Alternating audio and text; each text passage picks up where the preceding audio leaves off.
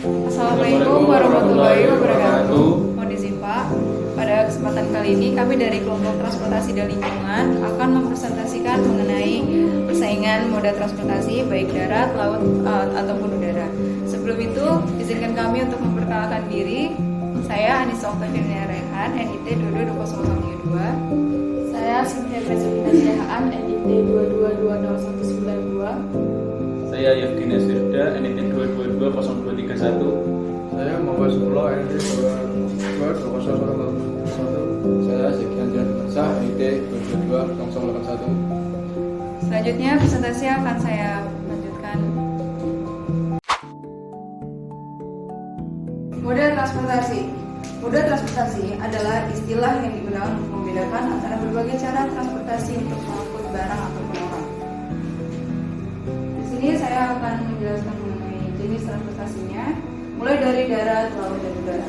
Untuk yang pertama adalah transportasi darat, yang merupakan suatu kendaraan yang berjalan menggunakan jalan darat untuk mengangkut barang atau penumpang. Contohnya di sini ada mobil, kereta api, bus ataupun motor. Selanjutnya, untuk transportasi laut merupakan suatu kegiatan yang dilakukan untuk mengangkut orang atau barang dari satu tempat ke tempat lain melalui jalur laut. Di sini adalah contohnya kapal, perahu, dan sebagainya. Untuk transportasi udara, setiap kegiatan yang dilakukan menggunakan pesawat udara untuk mengangkut penumpang, kargo, atau pos untuk satu perjalanan atau lebih dari satu bandar udara. Berikut adalah beberapa aspek persaingan antar produk. Yang pertama adalah kecepatan. Kenapa kecepatan di sini dimasukkan? Karena semakin cepat transportasi itu berjalan, maka semakin bagus pula. Yang kedua adalah biaya. Semakin berbiaya, maka semakin murah pula bagi penumpang. Yang ketiga adalah kapasitas. Semakin banyak kapasitas dalam perjalanan, maka semakin murah pula bagi perusahaan maupun bagi penumpang. Yang keempat adalah aksesibilitas. Semakin bagus aksesibilitasnya, maka semakin bagus. Yang kelima adalah ketergantungan terhadap cuaca. Kenapa ketergantungan terhadap cuaca di sini dimaksudkan? Karena semakin transportasi itu tidak tergantung cuaca, maka akan semakin bagus. Yang keenam, pengaruhnya kepada lingkungan. Semakin kecil pengaruhnya transportasi itu terhadap lingkungan, maka semakin bagus. Dan nomor 7 yang terakhir, yaitu peraturan dan perizinan. Semakin gampang atau semakin memudahkan penumpang dalam pengaruh peraturan dan perizinan, maka semakin bagus pula transportasi itu. Berikutnya adalah kelebihan dan kekurangan moda transportasi darat. Untuk kelebihannya, yang pertama aksesibilitas tinggi, yang kedua biaya relatif rendah, yang ketiga fleksibilitas tinggi.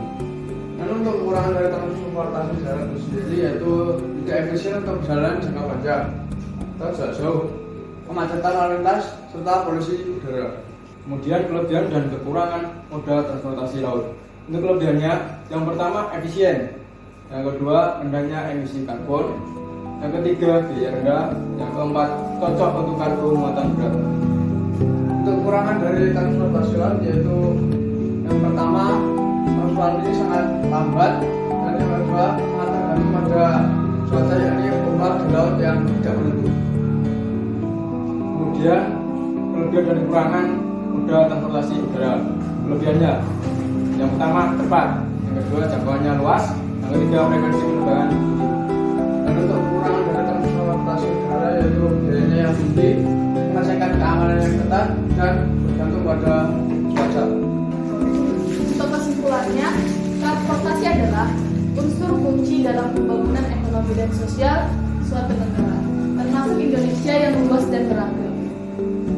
Infrastruktur transportasi yang andal dan efisien mempengaruhi kualitas hidup individu dan kesuksesan perusahaan. Moda transportasi darat, laut, dan udara memiliki karakteristik unik yang mempengaruhi persaingan di antara mereka. Transportasi udara adalah yang tercepat, cocok untuk pengiriman cepat tetapi biaya tinggi dan sangat tergantung pada cuaca. Transportasi darat memiliki aksesibilitas baik, biaya rendah dan fleksibilitas dalam pengangkutan barang, tetapi terbatas pada jarak, terbatas dan terpengaruh oleh kemacetan lalu lintas. Transportasi laut memiliki kapasitas besar, biaya rendah per unit barang, dan jejak karbon yang rendah, tetapi lambat dan bergantung pada cuaca. Ketiga moda ini memiliki peran penting dalam infrastruktur transportasi dan pilihan tergantung pada kebutuhan lingkungan, jalan, biaya, dan faktor-faktor lainnya. Pentingnya pemahaman tentang persaingan dan karakteristik masing-masing moda transportasi dapat membantu dalam perencanaan logistik dan pengembangan infrastruktur transportasi yang efisien. Ya, itulah penjelasan singkat dari kelompok kami tentang persaingan moda transportasi baik darat, udara maupun laut. Sekian yang dapat kelompok kami sampaikan. Jika kurang lebihnya mohon maaf. Wassalamualaikum warahmatullahi wabarakatuh.